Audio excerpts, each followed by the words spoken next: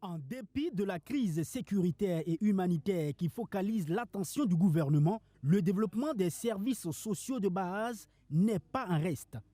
Dans le rapport circonstancié sur le plan de la transition janvier 2022-juin 2024, l'équipe du capitaine Ibrahim Traoré a pu mobiliser plus de 10 milliards de francs CFA au titre des recettes communales au premier trimestre, alors que les prévisions annonçaient 9 milliards de francs CFA.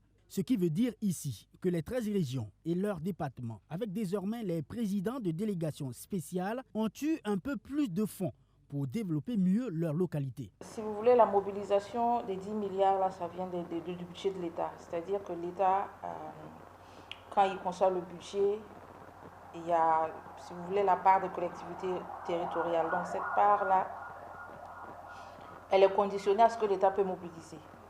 Donc, en fonction de ce que l'État arrive à mobiliser, donc plus l'État arrive à mobiliser de l'argent, plus les collectivités territoriales arrivent à recevoir de l'argent pour pouvoir mettre en œuvre les services de base nécessaires pour les populations.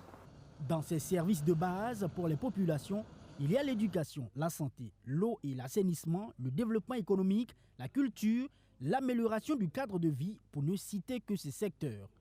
En 2021, l'État allouait 15,30% à ces collectivités, chose qui a connu une légère hausse en 2023 avec 15,45%. Les recettes communales ont connu également une hausse grâce au Fonds minier de développement local. Avec l'enveloppe, par exemple, si je prends la seule région du Sahel qui a bénéficié en termes de Fonds minier de développement de plus de 2 milliards, il y a aussi des régions comme le plateau central qui a reçu un peu plus d'1,3 milliard. Plus les sociétés minières vont continuer à verser leur part dans le Fonds minier de développement local. Plus cet argent sera reparti dans les collectivités et plus les collectivités auront de ressources pour pouvoir mettre en œuvre leur domaine de compétences.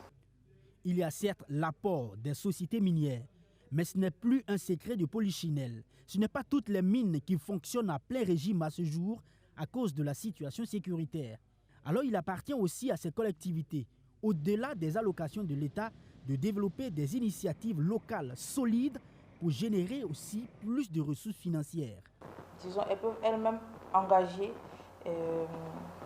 des activités qui vont leur permettre de générer l'argent. Si je prends par exemple les communes où certaines régions ou certaines communes sont plus propices, par exemple au niveau des abattoirs, des foires, c'est-à-dire des marchés de bétail, l'argent qui est généré de ces activités-là est utilisé par le conseil, soit municipal, soit départemental, soit régional, justement au profit des populations directement. Pour corroborer cette invite, analysons ces chiffres.